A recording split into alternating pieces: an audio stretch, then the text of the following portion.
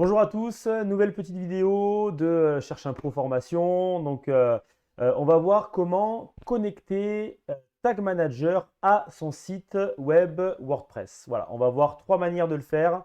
C'est parti.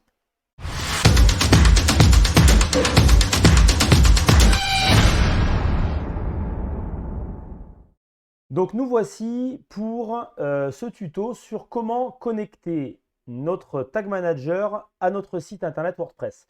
On va le voir de trois façons différentes et on verra une petite extension qui va nous permettre de vérifier que ça fonctionne bien. Alors tout d'abord, cette petite extension, donc on va quitter brièvement notre interface Tag Manager, elle se trouve ici. Elle s'appelle Tag Assistant Legacy. Donc je vais aller sur Internet, Tag Assistant.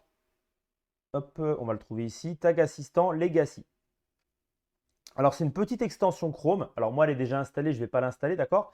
Mais elle se trouve ici. Alors, à quoi elle va servir cette petite extension? Eh bien, tout simplement à nous dire si le site est bien connecté. Voilà, tout simplement. Alors, ça va nous permettre de savoir si on est connecté au niveau Analytics, au niveau Tag Manager, au niveau suivi de conversion ads. Enfin, voilà, c'est une extension qui est très, très pratique. Mais là, en l'occurrence, ça va juste nous permettre de voir si on est bien connecté. Donc, je vous laisse l'installer, d'accord? Petite extension Chrome, ici avec le petit sourire en coin. Voilà, donc ça c'est la première des choses à faire. Ensuite, la deuxième des choses, vous êtes dans votre enfin votre espace de travail, d'accord? Votre espace de travail Tag Manager. On va voir donc trois façons de connecter notre container. Alors alors moi ce que j'ai fait c'est que j'ai un site vraiment bac à sable ici, je vais dans le back office, d'accord? Alors pour ma part, c'est un site WordPress sur lequel j'ai Divi, donc le thème Divi. Alors je pense que ça peut marcher aussi avec Elementor, mais j'en suis pas sûr. Donc la première des choses, donc je vais utiliser mon page builder, donc je ne vais pas installer d'extension. Je vais aller dans Divi, dans Options du thème et Intégration. À ce moment-là, j'arrive dans un espace comme celui-ci avec du head, du body, du footer, etc. Je retourne dans mon tag manager. Je vais cliquer ici en haut sur le numéro de container. Et là, il va me proposer deux scripts à installer sur mon site. Donc, je vais récupérer ici en collant, copier-coller, donc ce premier code que je dois installer dans le head le plus haut possible. Donc je vais dans mon site et à cet endroit-là, je viens coller dans mon head. Deuxième étape, je vais copier ce que je dois mettre dans le body. D'accord? Donc très important, hein, immédiatement après la balise d'ouverture, donc le plus haut possible. Donc dans mon body, je vais ici et je viens coller mon élément. Alors, avant de faire ça, je vais aller sur mon site, avant de valider, je vais aller sur mon site dans un nouvel onglet pour vous montrer que ici, ma petite extension Tag Assistant, quand je clique dessus, eh bien, il ne se passe rien. Il n'y a pas de résultat, il y a no tag. OK? Maintenant, je vais sauvegarder les changements. Je vais retourner, enfin, je vais aller sur la même page que je vais actualiser. Et là, on voit que j'ai bien un petit 1. Et quand je clique dessus, eh bien, il me dit que c'est connecté. Voilà, j'ai bien un container Google Tag Manager MT8 C4XB qui correspond bien ici à mon container. Donc voilà, donc ça c'était la première façon de faire. Vous avez Divi, par exemple, ou peut-être Elementor. Vous avez un onglet intégration et vous venez coller vos éléments. L'avantage, c'est que ça nous évite d'installer une extension. Alors, pour éviter de poser souci, je vais effacer ces éléments pour vous montrer la deuxième méthode.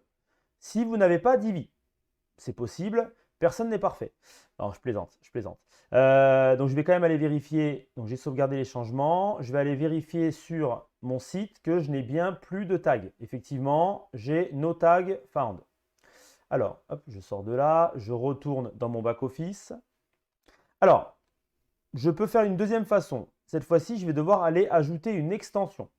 Une extension toute simple. Alors, insert headers. Si vous tapez ça, normalement, ça va vous sortir WP Code, c'est celle-ci. Donc WP Code, une extension qui est très simple en fait, qui va nous permettre d'installer du code soit dans le head, soit dans le body, soit dans le footer, selon les besoins. Donc je vais l'activer. Je vais la retrouver ici, code snippet. Voilà, j'ai header and footer ici, donc je clique dessus.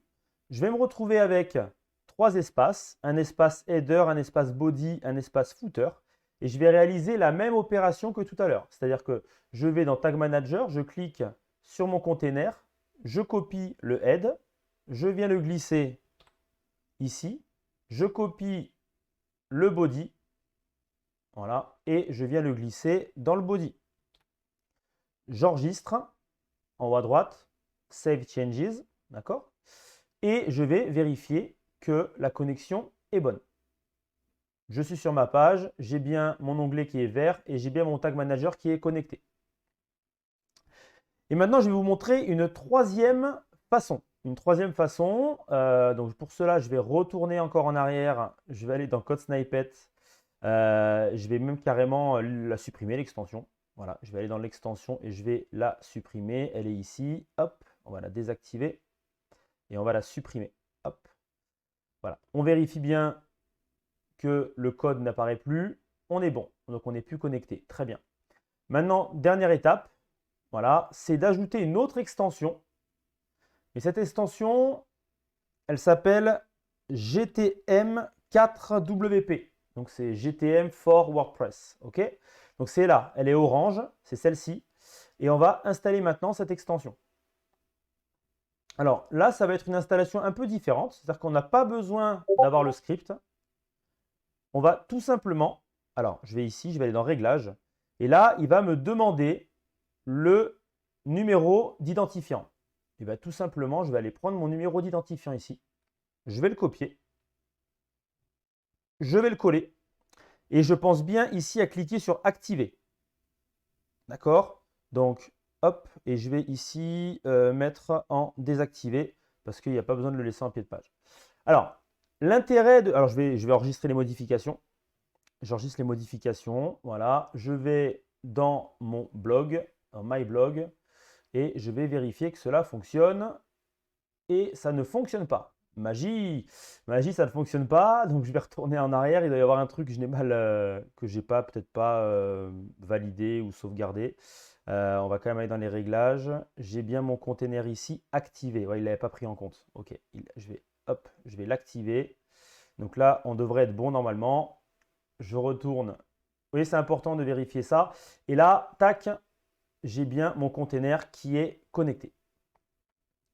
Alors, je vais en profiter. J'en profite de cette petite vidéo, c'est un petit bonus, vous allez en profiter. Donc cette extension, d'accord, cette extension qui s'appelle GTM for WordPress, elle offre plusieurs avantages, d'accord. Alors c'est sûr que c'est une extension, ça peut potentiellement ralentir votre site, mais elle offre tellement d'avantages qu'il vaut mieux l'installer.